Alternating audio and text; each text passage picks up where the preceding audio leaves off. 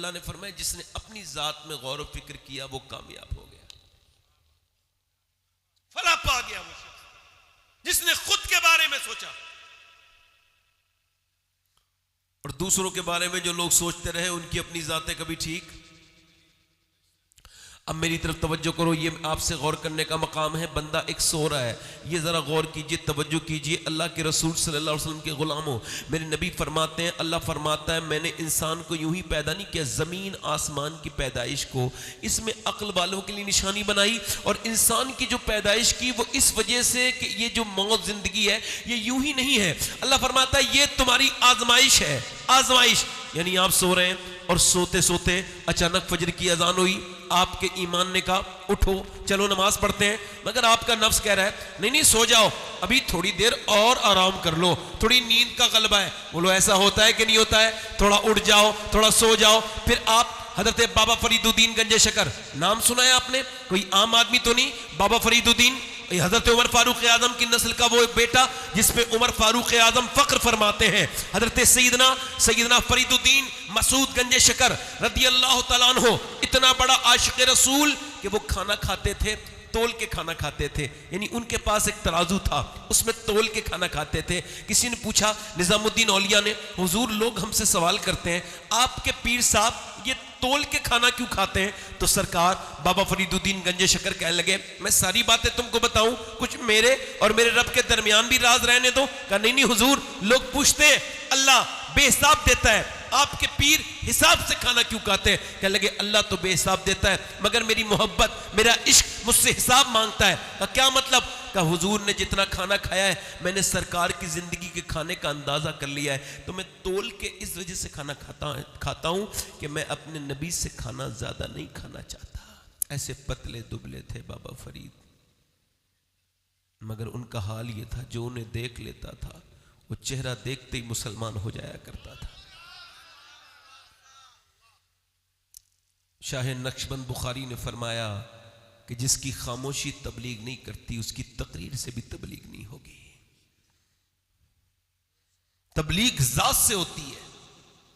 فرید الدین گنج شکر یوسف چشتی رضی اللہ تعالیٰ کے مزار پہ گئے، ان کے سجادہ کے ساتھ بیٹھے تھے، ایک آدمی آ کے کہنے لگا حضور رات میں نے خواب دیکھا۔ کیا دیکھا؟ کہ خواب یہ دیکھا کہ مجھ میں مر گیا ہوں، لوگ میرے آس پاس رو رہے ہیں، عجیب قسم کی شور ہے، اور میں جب اٹھاؤں مجھے ڈپریشن ہے، کہیں میں مر تو نہیں جاؤں گا۔ اس خواب کی تعبیر تو جو وہاں کے سجادہ تھے بولے مجھے تو بھئی اس کی سمجھ نہیں آ رہی تعبیر۔ تو سرکار فرید الدین گنج شکر نے کہا اجازت دے آپ تو میں بتاؤں، تو انہوں نے خوشی اجازت دے دی۔ فرید الدین گنج شکر بابا فرید نے فرمایا کہ مجھے ایسا تو تم یہ بتاؤ یہ جو تمہارا خواب ہے اس کی تعبیر یہ ہے کہ تمہاری فجر کی نماز قضا ہو گئی تھی؟ کہاں ہو گئی تھی؟ کہ تم جب اٹھے تھے جب تک سورج نکل چکا تھا؟ کہاں؟ کہ اس کے بعد تم نے کوئی زیادہ افسوس بھی تم کو نہیں ہوا؟ کٹھی کہ پھر بات یہ ہے کہ تیرا دل مردہ ہو چکا ہے، اور وہ جو جنازہ تیرے دروازے میں گھر میں پڑا تھا وہ تیرا نہیں تھا، تیرے دل کا جنازہ تھا، اور وہ جو تجھ پہ رو رہے تھے تیرے گھر والے نہیں تھے، تیری روح تھی جو تیرے دل پر ماتم کر رہی تھی۔ بندہ جب ایک وقت کی نماز چھوڑتا ہے تو اس کا دل مر جاتا ہے۔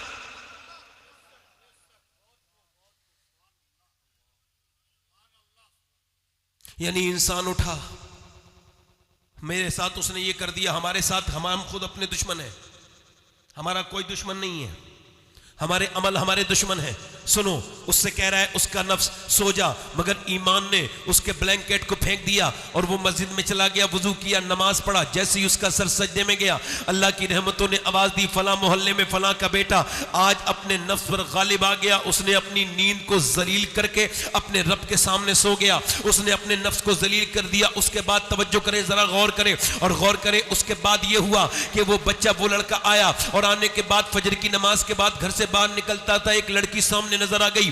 اس لڑکی کو جیسی دیکھا ویسے اس کے اوپر اس کی نگاہوں میں وہ لڑکی بسی، مگر اس نے اپنی نگاہوں کو نیچے کر لیا، چونکہ پہلی نظر معاف ہے اور پہلی نظر میں کوئی فتنہ بھی نہیں اٹھتا، دوسری نظر برباد کرتی ہے۔ لڑکیوں کو نہ دیکھو، کسی گندی ویڈیو کو نہ دیکھو۔ حضرت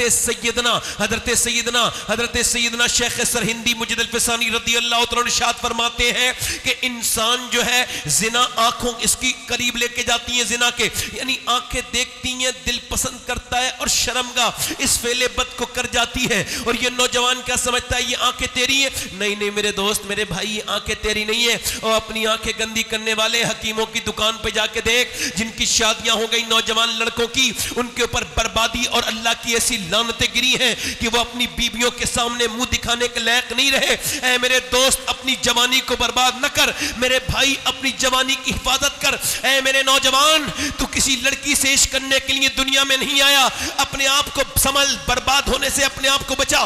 میرے نوجوان دیکھ اپنی نگاہوں کی حفاظت کر, یہ آنکھیں تیری نہیں ہیں, یہ تیرے رب کی امانت ہے تیرے پاس. اگر یہ قیامت کے دن تیرے خلاف بول گئی اور یوٹیوب کے گندی تصویریں دیکھنے والے, او میرے دوست او میرے بھائی, یہ آنکھیں اگر تیرے خلاف بولی اور قیامت کے دن انہوں نے کہہ دیا مالک یہ تو تیری میری تو نے اس کو اس کی آنکھیں امانت بنا کے بھیجی تھی تاکہ یہ کعبہ دیکھے, تیرے محبوب کا روزہ دیکھے, تیرا جلوہ دیکھے, مگر اس نے تو گندی تصویریں دکھوائیں, گندی ٹیویاں دکھوائیں, عورتوں کو بری نظر سے دکھوایا. بتا اس وقت میں کتنی شرمندگی ہوگی کہ تو اپنے کریم اور عظیم رب کے سامنے نگاہیں جھکا کے کھڑا ہوگا, تیری آنکھیں تیرے خلاف بول رہی ہوں گی. اس وقت میں کیا ہوگا؟ ایک صحابی رسول ہیں, ان کا نام ہے عتبہ بن غزوان. میں نے ان کے مزار پہ حاضری کی, یہ بصرہ میں ان کا مزار ہے. وہ تلوار چلاتے چلاتے انہوں نے اپنی تلوار کو آنکھ میں مار کے آنکھ کا گلہ نیچے رکھ دیا.